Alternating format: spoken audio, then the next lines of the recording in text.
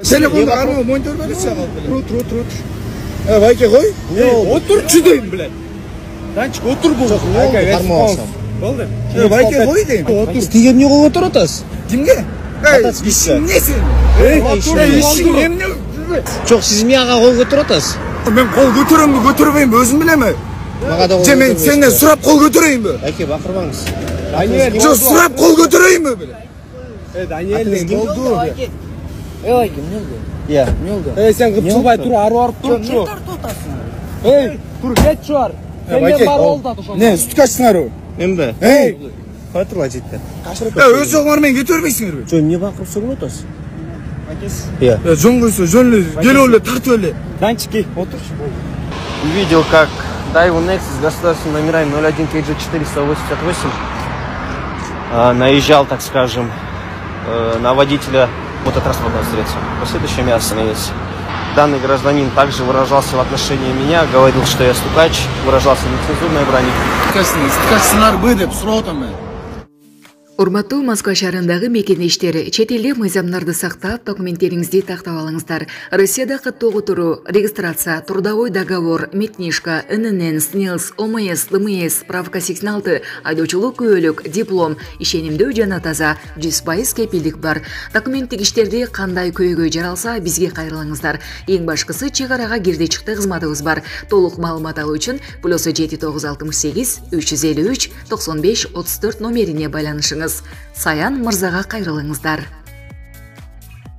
Çok hem ayттыңар да ошо сөздү. Айырмасы эмне? Суроо берип атам да сизге туурабы? Жок, хорошо, стукач деген эмне анда? Жок, Маанисин билесизби? Мен сизге суроо берип атам. Хорошо. Сизге сыңарбы дедим. Ошо сурообуз кандай суроо атам? Беришиңиз керек да. Жок, мен сизден суроо атам. Маанисин билесизби суроонун астында? Билем. Эмне ал стукач деген? Стукач деген стукач да. Жок. Стукач деген стукач да. Жок, эми кандай болсо жолдун ортосунан урушуп кереги жок го дейм, и так аварийный ситуация создавать этпей, жолдун ортосунда туруп. Авария болгон жок да. Эми аварийный ситуация создавать этип атасыз да. Эми ошол авария болгондо эле калды эле. Мен бир сунуш айтып кетет элем. Бул жерде жана каза болгондордун 20 орточо айлык эмгек акысында деп берилет деп атпайсыздарбы? Эми бул маселе буга чейин дагы бир көтөрүлгөн. Кээ бир жерлерде өтө айлык көп алат экен, анысы дагы 20 эсе болсо көп болуп кетет экен деген сөздөр чыккан. Давайте эми баягы барды каза болгондон кийин бирдей эле көмүлөт да турабы?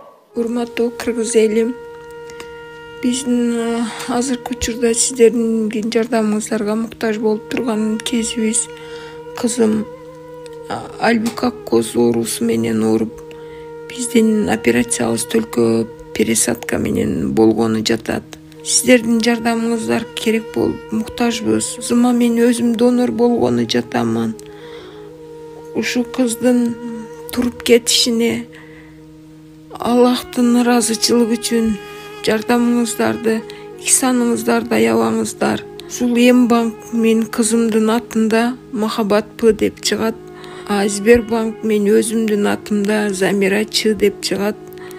Коркпой кызымдын атына, өзүмдүн атыма чалсаңыздар, мен өзүм көтөрөмүн, жооп беришке даярмын.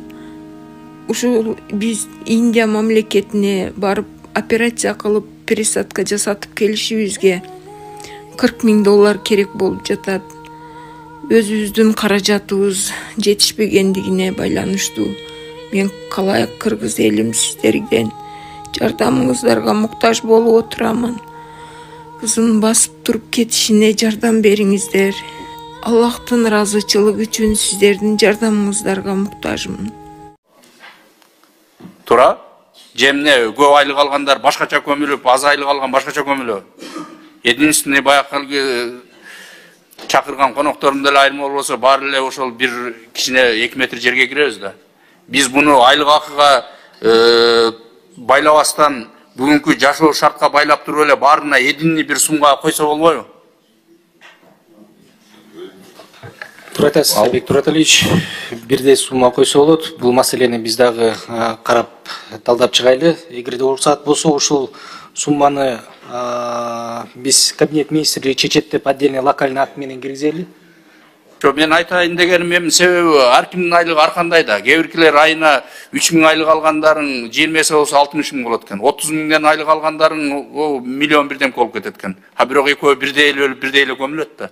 Андан көрі бір орточо бүгінгі ошол жанакы адамды акыркы сапарга узатуу зыйнатында кете турган чыгымга карап туруп эле ошондой бирдей баа менен баарына жок дегенде ушул каза болгондо бир мындай адилеттүү бир теңдикти көрсүнчү деген гана ой да.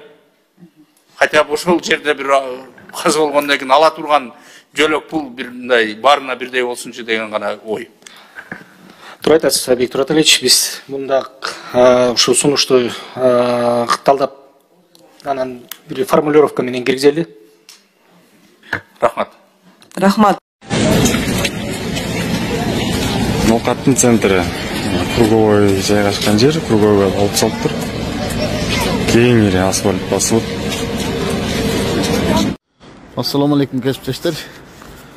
Бүгүн 27 октябрь 2024 жыл чычкан пост.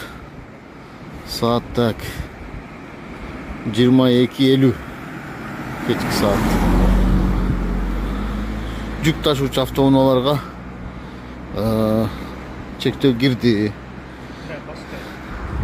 Ал бен ашуусунда кар жаап атканына байланыштуу.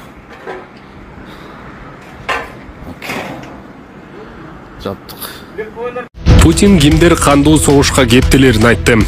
Россия президенти Владимир Путин БРИКС саммитинде жакынкы чыгышта абалдын курчушу регионду толук кандуу согушка кептей турганын билдирди. Анын айтымында Газада 1 жыл мурун башталган согуштук аракеттер азыр Ливанга жайылып, Израиль менен Ирандын каршылашуусу күчөп кетти.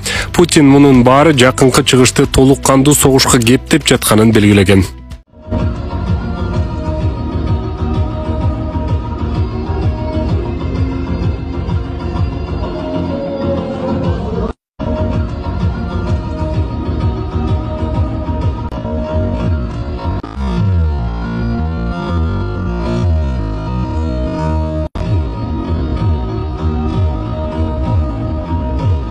АКШда Кытайдын робот чаң соргучтары иттерди кууп адамдарды сөгө баштады. Кытай компаниясынын робот чаң соргучтары АКШда акарат айтып ит мышыктарды кубалай баштады.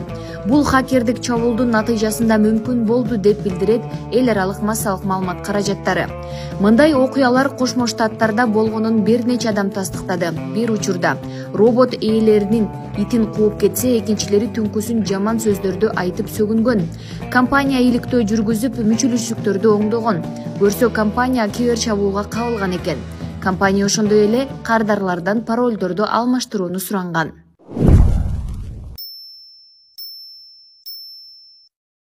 Балдар жануардай 4 аяктап басып жатышат. Депутат Дастан Бекешев айрым мектептерде квадроберлер пайда болгонунан тагыраагы балдардын жануарды туурап 4 аяктап басып жатканына тынчсызданды.